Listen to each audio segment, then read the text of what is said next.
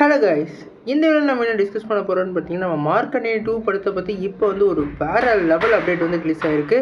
இந்த அப்டேட்டை பற்றி இந்த வீடியோ நம்ம டீட்டெயிலாக டிஸ்கஸ் பண்ணுவோம். அதுக்கு மாதிரி நீங்கள் இந்த சேனல் புதுசாக இருந்தால் அந்த சேனல் சப்ஸ்கிரைப் பண்ணி பெல் ஐக்கனோட கிளிக் பண்ணி வச்சுக்கோங்க. வாங்க நம்ம வீடியோக்குள்ளே போகலாம்.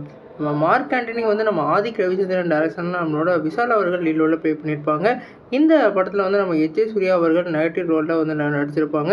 இந்த படத்துக்கு வந்து நம்ம ஜிவி பிரகாஷ் அவர்கள் மியூசிக் பண்ணியிருப்பாங்க. இந்த படம் வந்து ஒன் ஆஃப் த பிளாக் பஸ்டர்னு சொல்கிறவருக்கு ஒரு வேறு லெவல் கெரியர் பெஸ்ட்டாக அமைஞ்சிச்சு. நம்ம விஷாலுக்கும் அதே மாதிரி எச்.ஏ. சூர்யாவுக்கும் ஆதிக் ரவிச்சந்திரன் அவர்களுக்கு இந்த படம் ஒரு கம்பேக்காக கொடுத்தது. அந்தளவுக்கு ஒரு பிளாக் பஸ்டர் மூவியாக வந்து 100 கோடி அளவுக்கு பாக்ஸ் ஆஃபீஸ் கலெக்ட் பண்ணி ஒரு சம்பவம் பண்ணுச்சு. இப்போ இந்த படத்தை பற்றி என்ன அப்டேட்டுன்னு கேட்டிங்கன்னா, இந்த படத்தோட பார்ட் 2 வந்து எடுக்கிறதுக்கு வந்து இப்போ பிளானில் இருக்காங்கலாம் சொல்லியிருக்காங்க. இந்த பார்ட் 2 வந்து நம்ம துப்பறிவாளன் 2 வந்து நம்ம விஷால் டைரக்ட் பண்ணதுக்கப்புறம் இந்த படத்தோட அனௌன்ஸ்மெண்ட் வந்து ரிலீஸ் ஆக போகிறதா சொல்லியிருக்காங்க.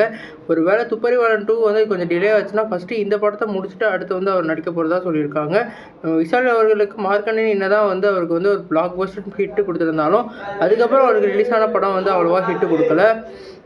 அதனால் இந்த படத்து மூலமாக அவர் வந்து ஒரு கம்பேக் கொடுக்கறதுக்கு நிறைய வாய்ப்பு இருக்குது. இந்த படத்துக்கு வந்து அனௌன்ஸ்மெண்ட்டே வந்து ஒரு சம்பவம் வேறு லெவல் சம்பவமாக இருக்கும்.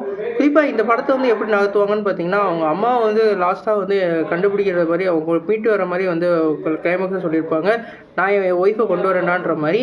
அது மட்டும் இல்லாமல் எப்படி வந்து நம்மளோட செல்வராகவன் வந்து இந்த டைம் ட்ராவலை வந்து தெரிஞ்சுக்கிட்டு எப்படி வந்தார் அப்படின்றதெல்லாம் இன்னும் தெரியல. அதெல்லாம் வந்து டீட்டெயில் எக்ஸ்ப்ளனேஷனோட ஒரு வேறு லெவல் டைம் ட்ராவல் மூவியாக வந்து இருக்க போகிறதா தெரியுது. ஏற்கனவே நம்ம Adhik Ravichandran good bad ugly படத்தை வந்து முடிச்சிட்டாரு.